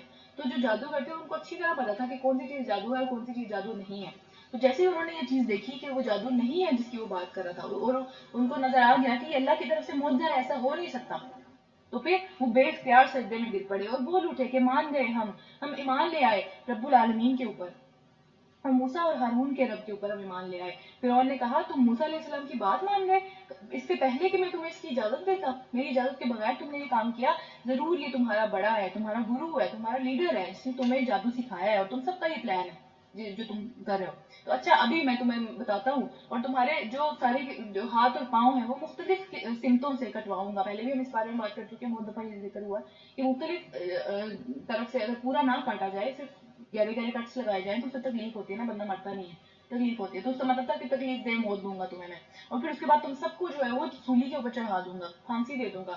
تو انہوں نے جواب دیا، ہمیں کچھ پرواہ نہیں ہے، ہم اپنے رب کے حضور پہنچ جائیں گے تو دنیا میں عذاب دے سکتا ہے نا، ہم اپنے رب کے پاس چلے جائیں گے، ایمان کی حالت میں جب اپنے رب کے پاس جائیں گے تو وہ ہمارے ساتھ برا نہیں کرے گا، اور پھر ہمیں توقع ہے کہ ہمارا رب ہمارے گناہوں کو معاف کر دے گا، کیونکہ وہ ہم سب سے پہلے ایمان لے آئے، اس پوری قوم کے اندر سب سے پہلے وہی جادوگر جو کہ مقابلے پہ کھڑے ہوئے تھے، ان کا دل آدھے سیکنڈ کے اندر پھر گیا اور وہ سب کے سب ایمان لے آئے، اور اتنا پکا ان کا ایمان ہو گیا کہ انہوں نے کہا ہمیں جان کی بھی پرواہ نہیں ہے۔ تو اللہ تعالیٰ سے ہمیشہ دلوں کی جو ہے وہ ایک جم جانا مانگنا چاہیے، جیسے بہت دفعہ میں دعا بھی پڑھاتی ہوں، یا مقلب القلوبی ثبت قلبی علی دینک، کیونکہ ایک سیکنڈ کے اندر اندر دن کہیں سے کہیں پھر جاتا ہے دل، یعنی جو کفر ہے اس سے ایمان کی طرف بھی آ سکتا ہے اور ایمان سے کفر کی طرف بھی جا سکتا ہے، اس لیے ہمیشہ یہ دعا مانگتے رہنا چاہیے اپنے دل کے لیے۔ رکو نمبر 4، ہم نے موسیٰ علیہ السلام کو وحی بھیجی کہ راتوں رات میرے بندوں کو لے کر نکل جاؤ، یعنی بنی اسرائیل کو، اور تمہارا پیچھا کیا جائے گا۔ اس پر فرعون نے اپنی فوجیں جمع کر لی اور شہروں کے اندر فوجی بھیج دیے سارے کی ساری جگہوں پہ، اور کہا کہ یہ کچھ مٹھی بھر لوگ ہیں اور انہوں نے ہمیں بہت ناراض کیا ہے، ان کی ساری حرکتیں، ان کی ساری باتیں بہت بری لگی ہیں ہمیں، تو انہیں شدید ترین سزا دی جائے گی سب کو، کیونکہ ان کی قوم کے اندر سے ایک بندہ آ گیا اور یہ سارے معاملات نا، کیونکہ بنی اسرائیل سے تعلق تھا نا حضرت موسیٰ علیہ السلام کا، اور ہم ایک ایسی جماعت ہے کہ جس کا کام ہر وقت جو کرنا رہنا ہے، ہم ہر وقت دیکھیں گے کہ کیا ہو رہا ہے، تو اس طرح ہم انہیں ان کے باغوں اور چشموں اور خزانوں اور ان کی بہترین قیام گاہوں سے نکال لائے، بنی اسرائیل کو جو دریا کراس کیا تھا انہوں نے۔ پھر اس کے بعد نہیں، بنی اسرائیل کی یہاں بات نہیں ہو رہی، یہاں پہ فوجیوں کی بات ہو رہی ہے، وہ سب کے سب ان کے پیچھے چلنے کے لیے اپنے سارا آرام اور سب کچھ چھوڑ کے نکل آئے، پوری قوم نکل آئی اس بنی اسرائیل کو پکڑنے کے لیے، تو اللہ تعالیٰ ان کی موت لے کے جا رہی تھی نا انہیں، کیونکہ سمندر کے درمیان میں انہوں نے ڈوبنا تھا، تو ان کی موت جو ہے ان کو بہترین ان کے گھروں سے، جس کے اوپر بہت فخر تھا، اپنی اچھی اچھی بلڈنگوں پہ اور باغوں سے، سب جگہوں سے نکل آئے ایک مشن کے لیے، اور وہ مشن کیا تھا اصل میں؟ تو موت کی طرف جا رہے تھے، تباہی کی طرف جا رہے تھے نا، تو پھر یہ ہوا ان کے ساتھ، اور پھر اسی طرف بنی اسرائیل کو ہم نے ان سب چیزوں کا وارث کر دیا، جو اللہ کے سامنے جھکا وہ چاہے جتنا بھی مجبور ہو، جتنا بھی مظلوم ہو، اللہ تعالیٰ اس کو ہی وارث بنا دیتے ہیں اس چیزوں کا جس کے اوپر لوگ فخر کر رہے ہوتے ہیں اور اللہ کے آگے نہیں جھکتے ہیں۔ تو پھر صبح ہوتے ہی یہ لوگ ان کے تعاقب میں چل پڑے، سارے نکل آئے، ایک ایک بندہ نکل آیا اس قوم کا۔ تو پھر جب دونوں گروہوں کا آپس میں آمنا سامنا ہوا تو موسیٰ کے ساتھی یعنی بنی اسرائیل چیخ اٹھے، یعنی موسیٰ علیہ السلام کو کوسنے لگے، بہت زیادہ انہوں نے کوسا کہ بھئی تم ہمیں نکال کے لے آئے، ہم تو وہیں ٹھیک تھے غلامی میں، تم ہمیں یہ کس طرح کی امیدیں دے کے لے آئے، اب سامنے تو وہ سمندر ہے تو کدھر جائیں گے، اب کیا مسئلہ ہے؟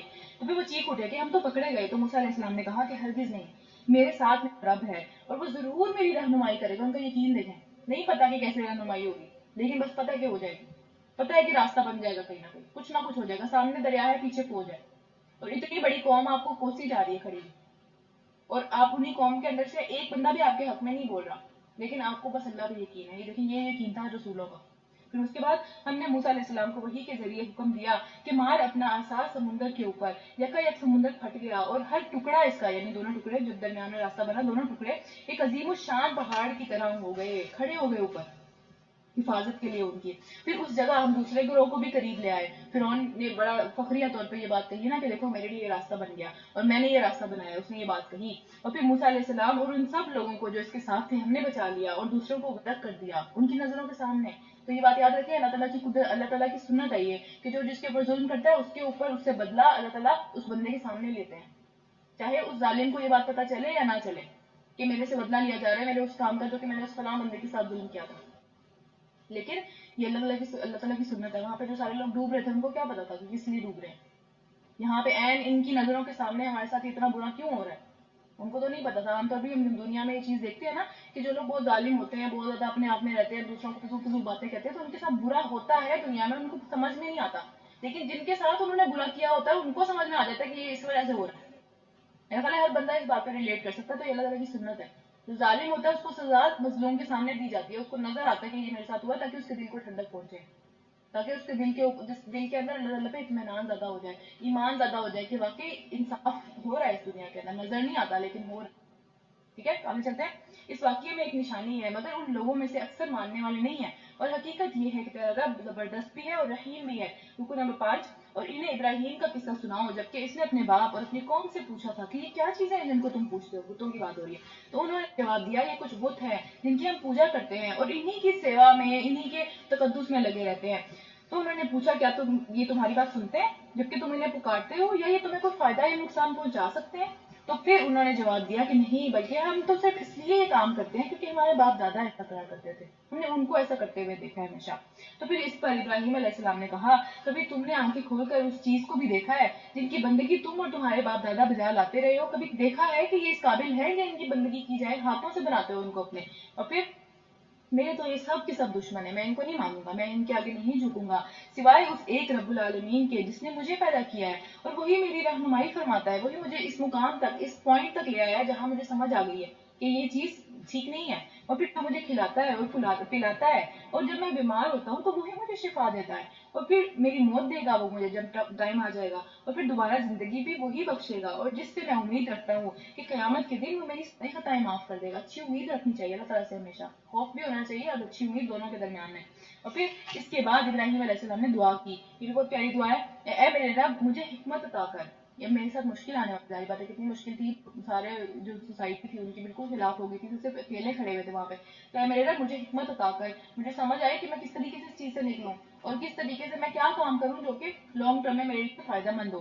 اور پھر مجھ کو صالحین سے ملا دے. اکیلے تھے نا وہاں پہ, بالکل اکیلے تھے, تو پھر مجھ کو صالحین سے ملا دے. تو اللہ نے کتنا اعلان کیا, ان کی نسل کے اندر سارے نبی آئے, کتنے صالحین مل گئے ان کو, اپنے اپنے رشتہ داروں کو چھوڑنے کا کیا اللہ تعالیٰ نے ان کو سب وہ دیا, اجر دیا. اور پھر بعد میں آنے والوں میں میری سچی ناموری عطا کر مجھے, کہ مجھے یاد رکھیں. دیکھیں آج تک ہم حضرت ابراہیم کو یاد رکھتے ہیں, قرآن میں بار بار بار بار اللہ تعالیٰ حضرت ابراہیم کی تعریف کرتے ہیں, تو ان کی دعا قبول ہوئی ہے یہ والی.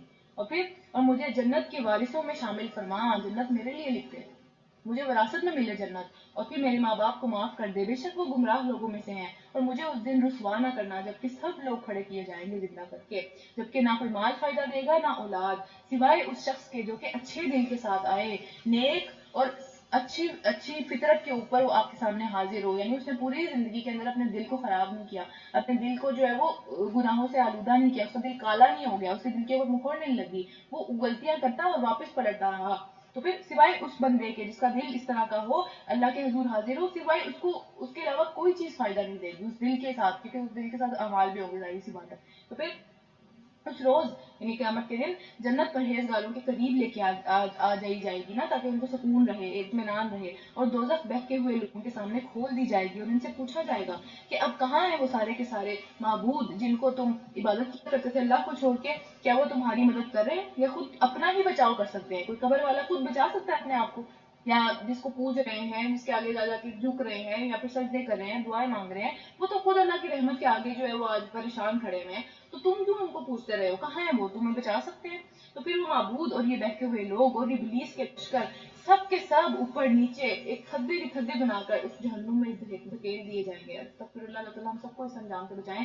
دیکھیں ابھی کتنے وہاں پہ لوگ ہوں گے، ہم پہلے بھی یہ بات کر چکے ہیں کہ کتنی عوام ہوگی وہاں پہ، اور آج ہم جو ہے وہ چھوٹی سی گیدرنگ مینج کرنا مشکل ہو جاتا ہے، ٹھیک ہے؟ تو وہاں پہ کتنی عوام ہوگی اور ان کے کس طریقے سے تھدے بنا بنا کے ابلیس کے ساتھ، ابلیس کا ساتھی ہے وہ بندہ جو کہ وہاں چلا جاتا ہے، ہمارا سب سے بڑا دشمن ہے نا وہ، لیکن ہم دنیا میں اس کو ہی پوچھتے چلے جا رہے ہیں، اسی کی باتیں مانتے چلے جا رہے ہیں، تو یہ چیز ٹھیک نہیں ہے۔ اور پھر اس کے بعد وہاں یہ سب آپس میں جھگڑیں گے، ایک دوسرے کے اوپر الزامات لگائیں گے کہ تمہاری وجہ سے یہ ہو گیا، تمہاری وجہ سے یہ ہو گیا، عمل نام کی کوئی چیز نہیں رہے گی۔ اور پھر یہ بہکے ہوئے لوگ اپنے معبودوں سے کہیں گے کہ خدا کی قسم یہ تو کھلی گمراہی میں مبتلا تھے، یعنی جن کو وہ پوج رہے تھے ان کو ہی کوسنے لگیں گے، پوری زندگی ابھی جو ہے وہ پوج پوج کے اور ان کی دلیلیں دے دے کے ان کے اوپر ہی مطلب ہر طرح کی بات کر کر کے کہ کسی طریقے سے اس کو ڈیفینڈ کر لیں، وہاں جا کے اس کو ہی کوسنے لگیں گے، کتنی عجیب بات ہے۔ اور پھر وہ لوگ مجرم ہی لوگ تھے، اور ان سب نے ہم کو گمراہی میں ڈال دیا، ان قبروں والوں نے ہمیں گمراہی میں ڈال دیا، ان بتوں نے ہمیں گمراہی میں، یعنی بس الزام دوسروں پہ لگانا ہے، اپنے کیے دھرے کے اوپر جو ہے وہ اپنی ذمہ داری وہاں پہ بھی نہیں لیں گے کہ ہم نے واقعی یہ کام کیا ہے۔ تو پھر اب یہ اب نہ ہمارا کوئی سفارشی ہے اور نہ ہی کوئی جگری دوست، کوئی آ کے مدد نہیں کر سکتا، کوئی آ کے اچھی بات نہیں کر سکتا۔ تو کاش ہمیں ایک دفعہ پھر پلٹنے کا موقع مل جائے تو ہم مومن ہوں گے۔ تو دنیا میں ہمارے پاس ابھی موقع ہے، ہمارے سے وہ موقع، وہ مہلت لی نہیں گئی ابھی، اس کا فائدہ اٹھا لینا چاہیے۔ ایسا نہ ہو کہ خدا نہ خاصا، اللہ نہ کرے کبھی ایسا دن آئے کہ جہاں پہ ہم یہ بات کریں، اللہ نہ کرے، تو اس لیے موقع ہے، فائدہ اٹھا لینا چاہیے نا۔ پھر اس کے بعد یقیناً اس میں بہت بڑی نشانی ہے، مگر ان میں سے اکثر لوگ ایمان لانے والے نہیں ہیں۔ اتنی بڑی بڑی باتیں سن سن کے بھی ایمان نہیں لے کے آئیں گے، اتنی بڑی باتیں سن کے بھی نیک اپنی جو سارے کے سارے معاملات ہیں ان کو صحیح نہیں کریں گے۔ اور حقیقت یہ ہے کہ تیرا رب زبردست بھی ہے اور رحیم بھی ہے۔ پھر قوم نوح علیہ السلام کا قصہ ہو گیا، پھر رسولوں کو جھٹلا دیا۔ یاد کرو جب ان کے بھائی نوح علیہ السلام نے ان سے کہا تھا کہ کیا تم ڈرتے نہیں ہو، میں تمہارے لیے ایک امانت دار رسول ہوں، یعنی میری امانت داری پہ تم گواہی دیتے ہو، میری صداقت پہ تم گواہی دیتے ہو، پھر بھی میری بات نہیں مان رہے ہو، تو لہٰذا تم اللہ سے ڈرو اور میری اطاعت کرو۔ میں اس کام پر تم سے کوئی اجر طلب نہیں کرتا، کوئی اجرت نہیں مانگتا، کوئی تنخواہ نہیں مانگتا تم سے، میرا اجر تو میرے رب کے ذمہ پہ ہے، بس تم اللہ سے ڈرو اور میری اطاعت کرو۔ یعنی رسول اللہ صلی اللہ علیہ وسلم نے بھی تو یہی کہا تھا نا، اللہ سے ڈرو اور میری اطاعت کرو، اطاعت رسول کی ہی ہے ہمیشہ۔ اور پھر انہوں نے جواب دیا کیا ہم تجھے مان لیں، حالانکہ تیری پیروی، تجھے جو مان رہے ہیں سارے کے سارے وہ کم تر تین لوگ ہیں جو سوسائٹی کے، ہم پہلے بھی یہ بات کر چکے ہیں کہ سب سے پہلے وہی لوگ جو ہے وہ ایمان لے کے آتے ہیں جو کہ جن کے پاس بہت ساری چیزیں نہیں ہوتی یوز کرنے کے لیے، جو کہ مال و اسباب میں بہت بڑے نہیں ہوتے، جو کہ فالوئنگ میں بہت بڑے نہیں ہوتے، ان کے دل نرم ہوتے ہیں، ٹھیک ہے؟ تو ان کے لیے آسان ہوتا ہے، تو ان کو یہ بات مسئلہ تھا کیوں انہیں کی محفل میں جا کے کیوں بیٹھے ہیں، تو کمتر لوگ ہیں۔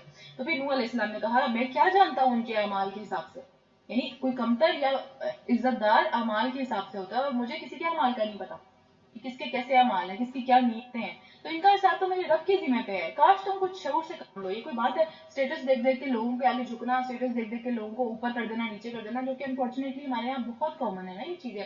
تو پھر میرا یہ کام نہیں ہے کہ جو لوگ ایمان لائیں ان کو میں دھتکار دوں، ان کو دور کر دوں اپنے آپ سے، چاہے وہ جتنے بھی تم لوگ ان کو ذلیل سمجھو، وہ دور نہیں کر سکتا میں تو صرف ایک خاص صاف خبردار کرنے والا آدمی ہوں۔ انہوں نے کہا اے نوح علیہ السلام اگر تو باز نہ آیا تو پھر لعنت زدہ ہوئے لوگوں میں شامل ہو جائے گا، یعنی ہم تمہیں اپنے آپ سے دور کر دیں گے بہت زیادہ۔ تو نوح علیہ السلام نے دعا کی، اب یہ دیکھیں یہ دعا جو کی جا رہی ہے یہ 950 سال بعد کی جا رہی ہے، ٹھیک ہے؟ یہ ہماری طرح نہیں ہے کہ ہم جو ہے ایک دفعہ بات کی اگلی دفعہ جو ہے وہ نہیں، دعا تو کرتے رہنا، اس بات میں بالکل بھی کوئی شک نہیں ہے، دعا تو کرتے رہنا چاہیے، لیکن یہ آخری دعا ہے، ٹھیک ہے؟ یہ آخری دعا کا مطلب کیا ہے کہ اے میرے رب مجھے میری قوم نے جھٹلا دیا ہے، میرے اور ان کے درمیان میں دو ٹوک فیصلہ کر دیں اب، یعنی عذاب کی دعا آ رہی ہے یہ، تو ہم تو فوراً سے عذاب کی دعائیں کرنا شروع کر دیتے ہیں، اور ہم تو نہ کوشش کرتے ہیں، یعنی انہوں نے 950 سال تبلیغ کی تھی، اس کے بعد انہوں نے یہ دعا کی کسی کے لیے، اور ہمارا کیا حال ہے پھر؟ اور میرے ساتھ مجھے اور میرے ساتھ جو مومن ہیں ان کو نجات دے ان لوگوں سے۔ پھر آخرکار ہم نے اس کو اور اس کے ساتھیوں کو ایک بھری ہوئی کشتی میں بچا لیا اور اس کے بعد باقی سب لوگوں کو غرق کر دیا۔ یقیناً اس میں ایک نشانی ہے، دیکھیں بار بار یہ آیت آئی ہے، یقیناً اس میں ایک نشانی ہے، یقیناً اس میں ایک نشانی ہے، ہم سوچتے ہی نہیں، ہم سمجھتے ہی نہیں ہیں اس نشانی کو، کیا ہے وہ نشانی؟ کہ رہنے والی جو لوگ ہیں جن کے ساتھ اللہ تعالیٰ کی مدد آتی ہے وہ وہی ہے جو اللہ کے آگے جھک جاتے ہیں. اس کے علاوہ کوئی بندہ دنیا میں جتنا مرضی بڑا ہو وہ نہیں وہاں تک پہنچ سکتا. اگر پہنچ بھی گیا اس دنیا کے اندر تو آخرت میں تو جو انجام کے ساتھ اٹھایا جائے گا وہ تو اس قابل نہیں ہے کہ وہاں پہ کوئی عزت ہو, کوئی فالوئنگ ہو, کچھ بھی ہو. تو یقیناً اس میں ایک نشانی ہے, مگر ان میں سے اکثر لوگ ماننے والے نہیں ہیں. اور حقیقت یہ ہے کہ تیرا رب بہت ہی زبردست ہے اور رحیم بھی ہے. عاد نے رسولوں کو جھٹلا دیا. پھر یاد کرو کہ جب ان کے بھائی ہود علیہ السلام نے ان سے کہا تھا کہ کیا تم ڈرتے نہیں ہو, میں تمہارے لیے ایک امانت دار رسول ہوں. بار بار آئے گا یہ والا نا. پھر لہٰذا تم اللہ سے ڈرو اور میری اطاعت کرو. دیکھیں اس سے پتہ چلتا ہے کہ ہر رسول ایک ہی پیغام لے کے آئے تھے, اللہ سے ڈرو, میری اطاعت کرو, اور باتیں بھی سیم ہیں. دیکھیں اللہ تعالیٰ ہمیں بتا رہے ہیں, پھر میں اس کام پر تم سے کوئی اجرت طلب نہیں کرتا, میرا اجر تو رب العالمین کے ذمہ پہ ہے. اور یہ تمہارا کیا حال ہے کہ اونچے اونچے مقامات کے اوپر عجیب یادگار قسم کی جو ہے وہ عمارتیں بناتے ہو, پھر وہاں عبادتیں کرنی شروع کر دیتے ہو بت رکھ رکھ کے اپنے. یہ کس طرح کی چیزیں ہیں؟ یعنی جو چیز اچھی لگتی ہے, جو جگہ اچھی لگتی ہے, وہاں پہ اپنے بت رکھ کے اس کو عبادت گاہ بنا لیتے ہو. اور پھر بڑے بڑے تم قلعے تعمیر کرتے ہو کہ تمہیں لگتا ہے کہ شاید ہم ان قلعوں میں محفوظ رہیں گے اللہ تعالیٰ کی جو شامت آئے گی اس سے, کہ جیسے تمہیں ہمیشہ یہاں پہ رہنا ہے. پھر اتنا غرور ہے اس کے اوپر, ہمارا بھی یہی حال ہے نا. اور پھر جب آپ کسی کے اوپر ہاتھ ڈالتے ہو, جب کسی کے اوپر تمہیں جو اللہ تعالیٰ قدرت دے دیتے ہیں, اتھارٹی دے دیتے ہیں, تو تم بہت ظلم کرنے لگتے ہو. جہاں موقع ملتا ہے وہاں ظلم کرتے ہو. اور پھر بس تم ایک دوسرے سے آپس کے معاملات کے اندر اللہ سے ڈرنا چاہیے. اور پھر میری اطاعت کرو, ڈرو اس سے کہ جس نے تمہیں سب کچھ دیا, جس کے اوپر اتراتے پھرتے ہو سارے معاملات. اور پھر تمہیں جانور دیے, اولادیں دی, باغ دیے, چشمے دیے, ہر چیز دی زمین آسمان کی. اور پھر مجھے تمہارے حق میں ایک بہت بڑے دن کے عذاب سے ڈر لگتا ہے. انہوں نے جواب دیا, تو نصیحت نہ ہی کیا کر. انہوں نے کس طرح گندا جواب دیا. دیکھیں پھر اس کے بعد ہمارے لیے سب یکساں ہے, چاہے تو کرے چاہے نہ کرے, بات کرے ہمیں آ کے سنائے یا نہ سنائے, ہم ماننے والے اب نہیں ہیں. تو یہ باتیں تو یوں ہی ہوتی چلی آئی ہیں, ہمیشہ سے سنتے آئے ہیں عذاب آئے گا, عذاب آئے گا. عذاب کہاں ہے؟ آج ہم یہ بات کرتے ہیں نا, ہمیشہ سے سنتے آئے ہیں کہ قیامت آئے گی, قیامت آئے گی. یہ تو قیامت کی نشانیاں یہ نہیں ہیں, یہ جو کرونا ہو رہا ہے یا یہ سارے معاملات ہو رہے ہیں, یہ تو قیامت کی نشانیاں نہیں ہیں. یہ تو ایسے ہی ہوتا چلا آیا ہے ہمیشہ سے, کوئی مسئلہ نہیں ہے اس میں. تو پھر اور ہم عذاب میں مبتلا ہونے والے نہیں ہیں. یہ عذاب نہیں ہے جو ہو رہا ہے, یہ اللہ تعالیٰ ناراض نہیں ہے ہم سے. یہ ساری کی ساری چیزیں, یہ ساری کی ساری باتیں جو ہے یہ تو ہوتی چلی آئی ہے, زمانے میں ایسا ہی ہوتا رہا ہے. تو آخرکار انہوں نے ایسے جھٹلا دیا اور ہم نے ان کو ہلاک کر دیا. اور پھر یقیناً اس میں بھی ایک نشانی ہے, مگر ان میں سے اکثر لوگ ماننے والے نہیں ہیں. اور یقیناً حقیقت یہ ہے کہ تیرا رب بہت ہی زبردست ہے اور رحیم بھی ہے. پھر رکو نمبر 8, سمود کی قوم نے بھی رسولوں کو جھٹلا دیا. اور یاد کرو کہ جبکہ ان کے بھائی صالح علیہ السلام نے ان سے کہا تھا کہ کیا تم ڈرتے نہیں ہو, میں تمہارے لیے ایک امانت دار رسول ہوں جس پہ بھروسہ کیا جا سکتا ہے, لہٰذا تم اللہ سے ڈرو اور میری اطاعت کرو. میں اس کام پر تم سے کوئی اجر طلب نہیں کرتا, میرا ذمہ اجر کا تو صرف رب العالمین کے پاس ہے. کیا تم ان چیزوں کے درمیان میں جو یہاں ہیں بس یوں ہی اطمینان سے رہنے دیے جاؤ گے؟ تمہیں لگتا ہے یہ ہمیشہ رہیں گی ساری کی ساری چیزیں, تمہیں کبھی اللہ تعالیٰ کے ہاں جو ہے جواب دہ نہیں کرنی؟ تو ان باغوں اور چشموں میں, ان کھیتیوں میں, ان باغوں میں جن کے پھل بہت اچھے ہیں, تم پہاڑ یعنی یہ ساری کی ساری چیزیں تمہارے پاس ہی رہیں گی. اور پھر اس کے بعد تم پہاڑ کھود کر فخریہ یعنی غرور کے ساتھ ان کے اندر عمارتیں بناتے ہو. ان کی تو ابھی بھی موجود ہے نا, پیٹرا جو ہے جارڈن کے اندر, وہ ابھی بھی ہیں, یہ ساری عمارتیں بھی موجود ہیں. تو پھر اللہ تعالیٰ سے ڈرو اور میری اطاعت کرو. ان سرکش لوگوں کی اطاعت نہ کرو جو زمین میں فساد برپا کرتے ہیں اور کوئی اچھا کام نہیں کرنے دیتے کسی کو بھی. ان کے پیچھے نہیں چلنا چاہیے ایسے لوگوں کے پیچھے. تو انہوں نے جواب دیا کہ تو ایک محض جادو زدہ آدمی ہے, تیرے پہ تو کسی نے جادو کر دیا جو تم عجیب عجیب باتیں آ کے ہمیں کہنے لگے ہو. تو ہم جیسا ہی ایک انسان ہے, تو ہم تیری بات کیوں مانیں کہ تو اللہ کی طرف سے آیا ہے؟ لا کوئی نشانی اگر تو سچا ہے. انہوں نے نشانی مانگی تو صالح علیہ السلام نے کہا یہ اونٹنی ہے. وہ اونٹنی جو تھی وہ ایک جوان اونٹنی تھی اور وہ ان کی قوم کے اندر پہلے موجود نہیں تھی, ٹھیک ہے. تو وہ ایک عجیب و غریب قسم کی اونٹنی تھی جو کہ ایک پہاڑ کے اندر سے نکل کے آ گئی تھی. پہاڑ کے اندر سے وہ آؤٹ آف بلو اللہ تعالیٰ کی طرف سے نکل کے آ گئی. تو پھر ایک دن اس کا پانی پینے کا, اب ظاہری بات ہے جب بھی کوئی اللہ تعالیٰ نعمت دیتے ہیں اس کے ساتھ آزمائش آ جاتی ہے. آزمائش کیا تھی کہ ایک دن پورا دن صرف یہی پانی پیے گی, ہر پانی پینے کی جگہ سے, اور پھر ایک دن تم سب پانی پیو گے. لیکن وہ کرتی کیا تھی کہ سارا پانی پی جاتی تھی. تو آزمائش آ گئی نا. پھر اس کو ہرگز نہ چھیڑنا ورنہ ایک بہت بڑے دن کا عذاب تم کو آ لے گا. مگر انہوں نے اس کی کوچے کاٹ دی, اس کے پاؤں کاٹ دیے سارے کے سارے, اور پھر ایسا اس کو تڑپا کے مار دیا نا. اس میں سے ایک شخص نے مارا تھا لیکن باقی کسی نے روکا بھی نہیں, تو سب پہ عذاب آ گیا. تو کسی نے, ساروں کا دل یہی تھا کہ بس کوئی مار دے, تو کسی ایک نے ہمت کر کے مار دیا اور سب پہ عذاب آ گیا. اور پھر آخر کار پچھتاتے ہی رہ گئے, عذاب نے ان کو آ لیا. یقیناً اس میں ایک نشانی ہے مگر اکثر لوگ ماننے والے نہیں ہیں. اور حقیقت یہ ہے کہ تیرا رب بہت ہی زبردست ہے اور رحیم بھی ہے. رکو نمبر 9, لوط علیہ السلام کی قوم کے اوپر لوط علیہ السلام کی قوم نے بھی رسولوں کو جھٹلا دیا.